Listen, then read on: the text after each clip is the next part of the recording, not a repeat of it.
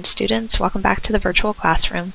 We're continuing on this week, and this week we're going to be discussing vehicle examinations. And as the title of this video indicates, every surface counts.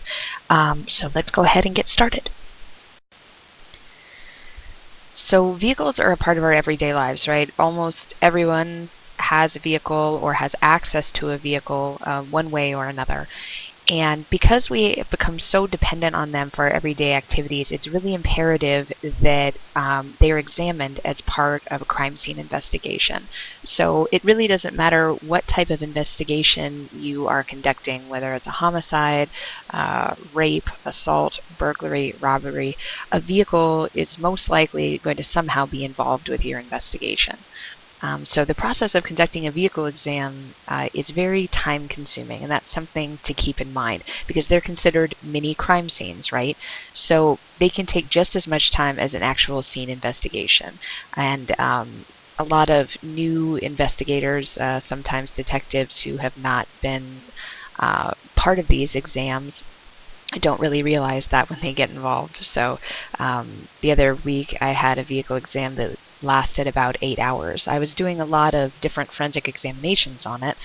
It was involved in a shooting, so I was doing some bullet trajectory analysis and processing it for latent prints and swabbing it for biological evidence, and pretty much just doing all the forensic activities that I could on it. So even though they're small, they're still crime scenes, and they need to be thoroughly documented, so it can take a lot of time. The key to photographing vehicle examinations is really the same key that you should always have in your mind when you're documenting items that might be of evidentiary value. And that's that you need to be thorough, right? No matter what evidence you're looking at, whether it's out in a field or inside a house or in the trunk of a car, it needs to be thoroughly documented, because what do we use the photographs for? We use them to show to the jury, to explain what we saw. We create fair and accurate representations of the scene, but we also use them to help us write reports and to do diagrams. So remember, your photographs have a lot of different uses, so you want to take as many as you need to be sure that you really capture all characteristics of the evidence, including where it's located. And that's very important in vehicle exams. So let's begin. Okay, let's start with the first rule. You want to set up a sequence so that you don't forget shots. Now, it really doesn't matter. You can start at the back of the vehicle or at the front of the vehicle. Remember, we talked about this for accident photography, but you want to remain consistent, okay? So I like to start my vehicle exams from the back of the vehicle. So this is my car. She's my new baby, my Chrysler 300. So as we work through this, you're going to realize that this car is probably a lot cleaner than any car you would see on a crime scene. That's because this is my new favorite toy.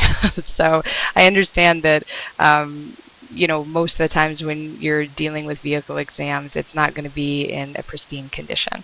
So this is going to look a little bit different, but because it is so new, you guys should be able to see the actual shots that I want you to see relatively easily. So start at the back of the vehicle, start at the front of the vehicle, wherever you want to start, but just make sure that you start in the same place each time. That will keep you from forgetting some key shots. So here's a shot of the back of the vehicle. The next shot that I like to go into is a close-up of the license plate. This one is always important, even though you got the information most likely from your the rear shot of the vehicle. Sometimes, especially late at night, or if you're using an external flash, sometimes that license plate will get blown out and you won't realize it. So if you miss the important information of the license plate on your overall rear vehicle shot, this is going to make sure that you don't lose that key evidence. So we always take one overall of the rear, and then we take another close-up shot of the license plate. So as you work your way around the vehicle, you can move clockwise or counterclockwise. It really doesn't matter, but like I said, try to get into the habit of doing it the same way each time. Okay? So we're moving around to the passenger side of the vehicle now. And notice how I'm overlapping my shots, right? In that last shot that you saw, the rear passenger side fender, or a quarter panel. And now you also saw the rear passenger door. So I'm overlapping them just to show the viewer the direction that I'm moving around the vehicle. So I'm always thinking of orienting my viewer as to what part of the vehicle I'm looking at. And here we are up to the front fender on the passenger side. Okay, space can be an issue if you're working in tight spaces like a vehicle bay. Our vehicle bays have lifts in them and a bunch of different equipment, so sometimes it's hard to work around the vehicle and get far enough away from the vehicle to capture the whole area that you want. So just remember, you're a moving, thinking crime scene investigator. You're not stuck in one position. Okay, so you can move to any space that you want to make sure that you can get the full documentation that you need. So here I'm standing up on a little ledge to let me get the front of the vehicle, because the front of the vehicle is relatively close to the back of the garage. And a couple more shots, just making sure that I really thoroughly document that front of the vehicle. Don't forget the hood. Sometimes coming up over the top of the hood like I have in this shot will give you evidentiary shots that you might miss if you're just focusing on the front of the vehicle. So remember, all the surfaces are important, and you want to show all of the details of that surface, especially if you're working with an accident scene. A lot of the times you want to be sure to show areas aren't damaged as well as the ones that are. So you're documenting a lack of evidence as well. Okay, that's very important for vehicle exams. Remember to photograph all the areas, even if there's nothing necessarily of evidentiary value there. Okay, if lighting is an issue, remember to expose for the evidence. Okay, so in this shot, because I've got a lot of sunlight coming in through the back of the garage, the camera had a little bit of a hard time figuring out what to photograph, right? Or what to expose for. This is a classic backlit shot.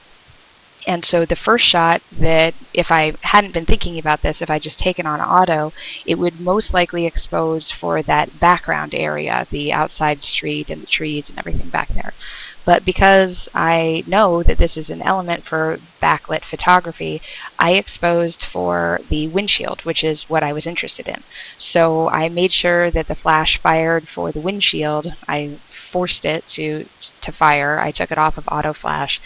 And now my background is overexposed, right? There's a lot of white back there. But for this shot, I don't really care, because that's not the evidence that I'm focused on, right? As long as the evidence that I am concerned with is exposed appropriately, then I consider that a good shot. So this shot of the windshield is great because it shows that there's no damage to it, no cracks, no chips, things like that. Okay, so we're rotating around the vehicle, and the exterior needs to be thoroughly documented. So if the tires are of consequence, you can definitely zoom in and take those shots that I showed you for accident scene documentation. But another thing that you can do is consider using lifts if your department has the ability for it. My partner and I have worked several scenes where vehicles were actually used as the weapon for homicides. So sometimes you're going to find trace evidence or biological evidence on tires, and vehicle lifts are really a great tool to have. So if you have those as an option, obviously you want to make sure that you can operate them safely. But those are a great option to have if you want to be able to get up underneath the vehicle to be able to search it for possible trace evidence. So here we are. We're just moving along down the driver's side of the vehicle. Now we're starting to have some issues with the light on the back end of the vehicle, right? It's starting to get overexposed there. So be sure that you move around and change your position so that you completely document the exterior of the vehicle.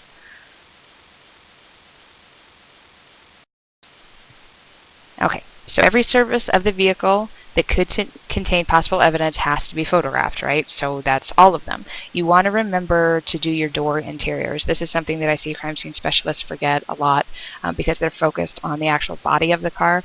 But your door interiors can be very important as well. Not only are they great places to look for fingerprints, because when people wipe down a vehicle, they tend to forget the little interior edge of the door, but this is a good place to look for biological evidence as well. And remember, you can take as many shots as you need to thoroughly document each section of the vehicle. Okay, here are some key elements to remember for your interiors, okay?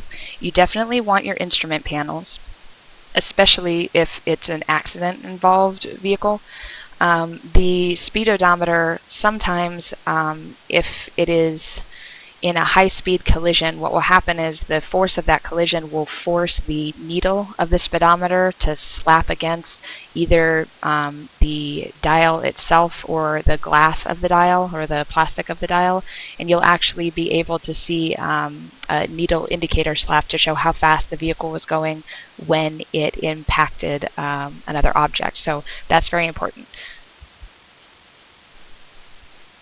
Okay, the floorboards are also extremely important. So you want to make sure that you photograph each of the floorboards, the driver's side, the front passenger side, and the rear floorboards. Not only are those good places to look for evidence, but there could be possible trace material there as well, bloody shoe prints. So those are areas that you really need to focus on.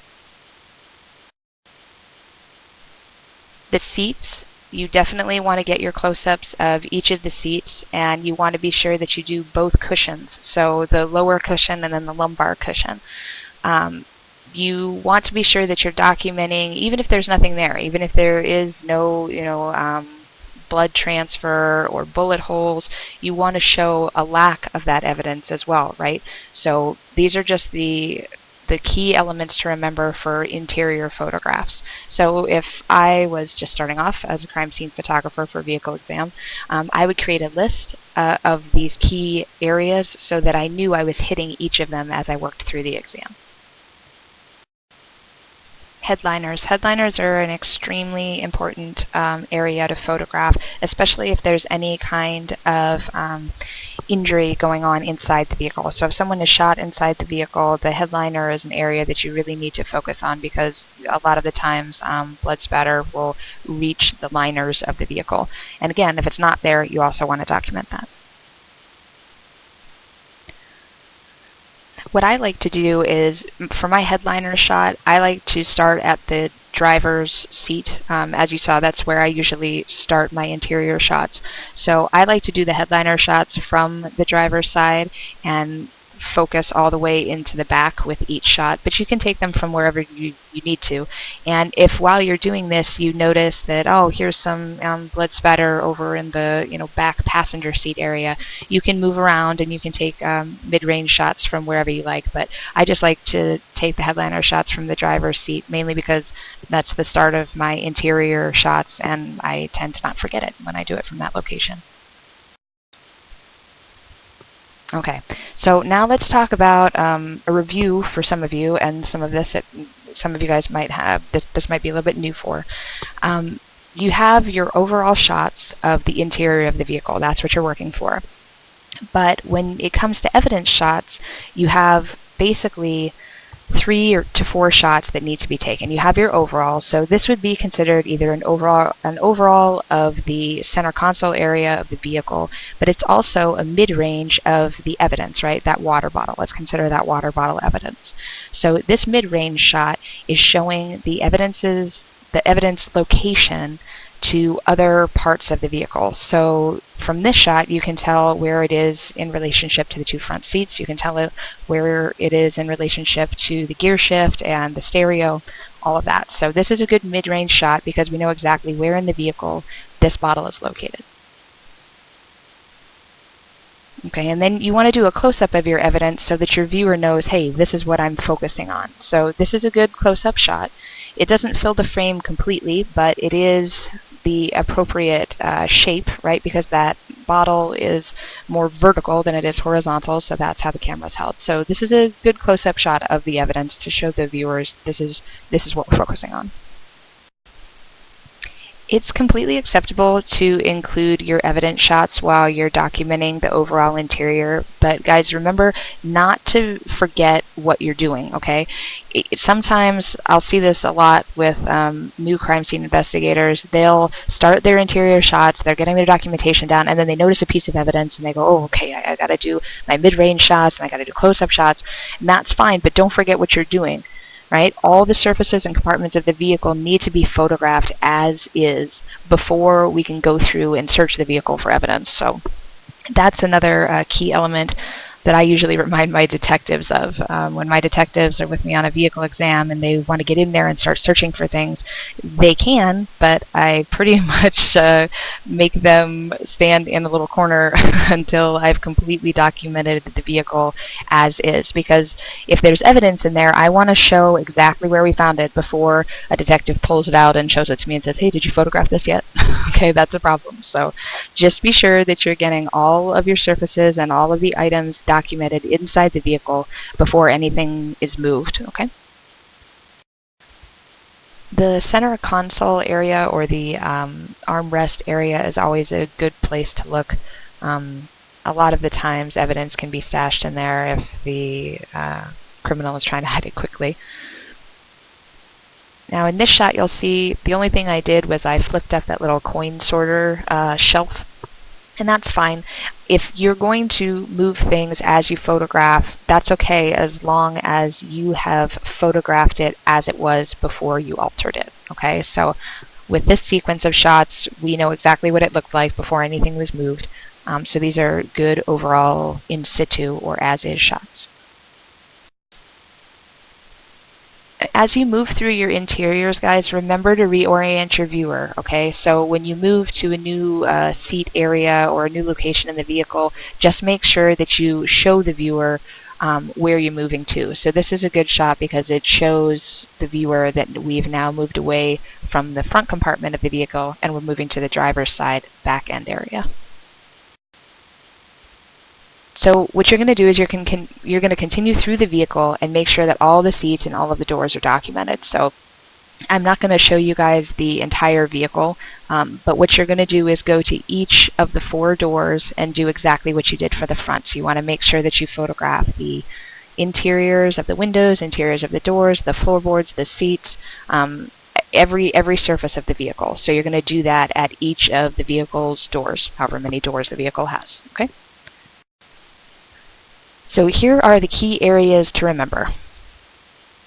The trunk, okay, that is a very, very important area to check for evidence. I'm not going to say which agency it was, but there was an agency in Arizona not too long ago where a police officer towed a car for it being parked illegally for several weeks. It was in the tow yard for quite some time, and it started to smell very bad, and they popped the trunk, and lo and behold, there was a dead body in there. Okay, so do not forget to look in the trunk, no matter what type of investigation you're doing. Remember, you want to document if there is evidence there, but you also want to document evidence if there isn't. And this is just another interior shot of the trunk to make sure that we can actually see that there's nothing inside there. Okay, map pockets. Remember we talked about these places where hidden, tricky evidence can be located. And this is a shot basically just to show I'm looking in the map pocket and there's nothing there.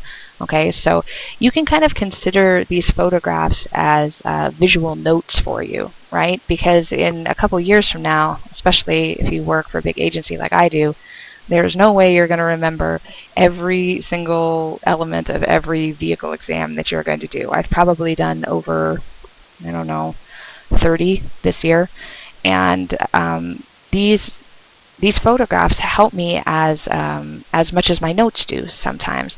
So because I consider myself a photographer, I tend to take notes with my images a lot more than I actually write physical notes on a crime scene. My partner yells at me about that all the time, but that's the way that I make sure that I'm documenting everything. So sometimes you can use a shot like this to remind yourself, yes, I did check this back pocket, we did look at it, and there was nothing there. Okay? The glove box. The glove box is really important. Even if there's no evidence in the glove box, that's where you're going to find your vehicle documentation. And if a vehicle is important enough to be examined like this, forensically examined, you obviously are going to want to know who the vehicle is who it's registered to. So this is a really important key piece of documentation to remember. And of course the VIN, right? You guys thought I forgot, but I didn't. Okay, so you can take the VIN shot whenever you want. A lot of times, I know that crime scene investigators will do the rear shot of the car, the license plate, and the VIN all together in those three, just so that they can get those shots out of the way first, so that they don't forget.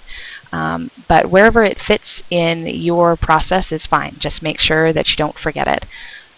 There are a couple different places to look for the VIN. Sometimes criminals will try to remove the VIN from the vehicle. So if they've removed it from the windshield area, you can look on the side driver's door. Sometimes there's a sticker there.